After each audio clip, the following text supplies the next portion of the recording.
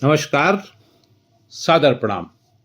मैं हूं डॉक्टर ओम प्रकाश मिश्र और आप मुझे सुन रहे हैं हमारे radio platform it's Om official पर।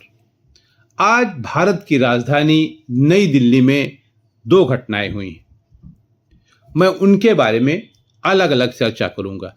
इन दोनों घटनाओं ने सत्ता प्रतिष्ठान को बता भी दिया है और जता भी दिया है कि लाख कोशिशों के बावजूद आज भी देश में संविधान का जितना महत्व है उतना किसी भी धार्मिक या राजनीतिक पुस्तक का नहीं।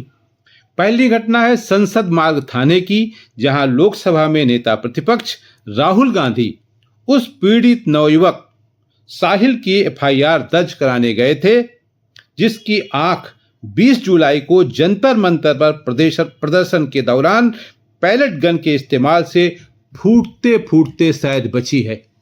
आई एम नॉट श्योर कि फूट गई कि बची है, क्योंकि वो काला चश्मा लगाए हुए थे, इसलिए कुछ सही से पता नहीं।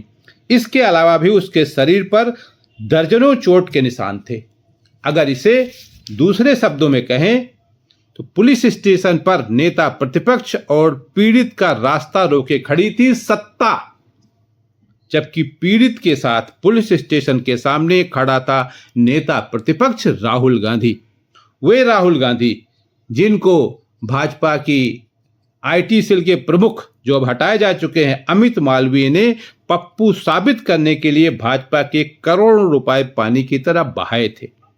वही राहुल गांधी आज थाने के सामने अपने वकीलों के साथ खड़े थे और कह रहे थे कि जब तक एफआईआर नहीं होती वे यहां से जाने वाले नहीं। राहुल गांधी के थाने पहुंचने की घटना आग की तरह दिल्ली में फैल चुकी थी और न केवल कांग्रेस के कार्यकर्ता बल्कि तमाम आम आदमी संसद मार्ग थाने के इर्द गिर्द जमा हो चुके थे। अमित शाह इस्तीफा दो, अमित शाह इस्तीफा दो, अमित शाह इस्तीफा दो के नारे से पूरा वातावरण गूंज रहा था।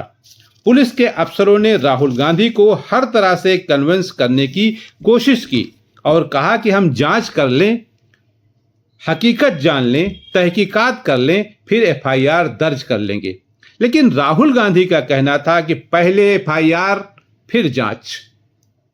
पूरा दिन शोर मचाने वाली गोदी मीडिया भी समझ नहीं पा रही थी कि कौन सी स्टोरी प्लांट करे। कुछ समझ नहीं आ रहा, चक्कर घिरनी की तरह इधर से उधर आईडी लिए घूम रहे थे। कुछ समझ नहीं रहा था स्टोरी किस एंगल से ले जाएं, क्योंकि भीड़ मांग कर रही थी अमित शाह मुर्दाबाद, अमित शाह इस्तीफा दो, अमित शाह मुर्दाबाद।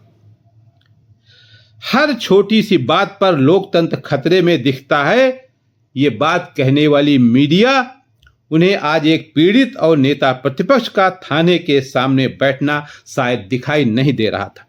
राहुल गांधी की शायद अब यही खासियत है कि जब सत्ता किसी पीड़ित से मुंह मोड़ती है तो वे जाकर पीड़ित के साथ खड़े हो जाते हैं।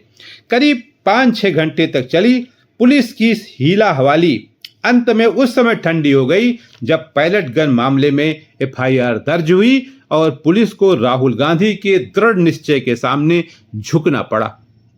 इसे दूसरे शब्दों में कहें तो लोकतंत्र संविधान की इस तरह एक बार फिर जीत हुई और राहुल गांधी एक पीड़ित की आवाज बनकर उभरे, क्योंकि सत्ता प्रतिष्ठान को यह खबर लग चुकी थी कि कुछ बड़ा हो सकता है। और उसका कारण एक और भी था। उसी बगल में ही जंतर मंतर पर सवर्ण आर्मी के लोग यूजीसी रोल बैक के नारे लगा रहे थे। उधर भी भीड़ थी, इधर भी भीड़ थी। कुछ बड़ा हो सकता था, इस बात की जानकारी सत्ता प्रतिष्ठान तक, खास तौर से गृह मंत्री अमित शाह तक पहुंच चुकी थी। वैसे भी अमित शाह की कार्यप्रणाली को लेकर न केवल विपक्ष बल्कि भारतीय जनमानस में भी बहुत बड़ा आक्रोश इसलिए है क्योंकि 20 दिनों तक सदन चलने के बावजूद वो कहने के लिए केवल 3 मिनट के लिए आए थे। तो ये रही राहुल गांधी की जीत और उन्होंने अंततः पुलिस को एफआईआर दर्ज करने के लिए मजबूर किया। दूसरी घटना है जो सवर्ण आर्मी है। सवर्ण समाज के लोगों ने आज जंतर मंतर पर विशाल प्रदर्शन किया। उनकी एक प्रमुख मांग थी कि 80 सालों से जो ये आरक्षण दिया जा रहा है इसके संबंध में एक व्हाइट पेपर आना चाहिए, जिससे ये पता तो चले जिनको अब तक आरक्षण दिया गया है उनकी पोजीशन क्या है। वे आरक्षण पर आरक्षण लेते जा रहे हैं। एक आईएएस ऑफिसर है, मान लीजिए एसटी कैटेगरी का, तो वो कब तक आरक्षण लेगा, वो क्रीमी लेयर में कब आएगा, ये उनकी मांग थी। उनका कहना था कि आर्थिक आधार पर आरक्षण दिया जाए। दूसरा उनका कहना था जो एग्जाम होते हैं, मान लीजिए जो सामान्य कैंडिडेट है उसके लिए 90 का आपने रखा है, तो उनका अधिक से अधिक 10 कम रखिए, यानी 80 नंबर वो भी लाएं, तभी उनका सिलेक्शन हो, तभी वो एग्जाम में पास किए जाए। तो मतलब उनका कहना था कोटा में कोटा आप देखिए कैसे हो सकता है। उन्होंने ये भी मांग की, जो आरक्षण का विरोध कर रहे थे, कि इसकी समीक्षा होनी चाहिए और यूजीसी रोल बैक, यूजीसी कानून जो आया है वो वापस लिया जाना चाहिए। ये उन्होंने आज चेतावनी दी और एक बड़ा प्रदर्शन किया है। लेकिन इस बात की पूरी संभावना है कि अगर सरकार ने इस पर चुप्पी साधी रही तो एक बड़ा आंदोलन हो सकता है। इसलिए सरकार को तुरंत इस पर कुछ निर्णय लेना ही होगा कि आरक्षण कब तक चलेगा, इसकी समय सीमा कब तक रहेगी, ये तय करना ही पड़ेगा। आज के लिए इतना ही। नमस्कार।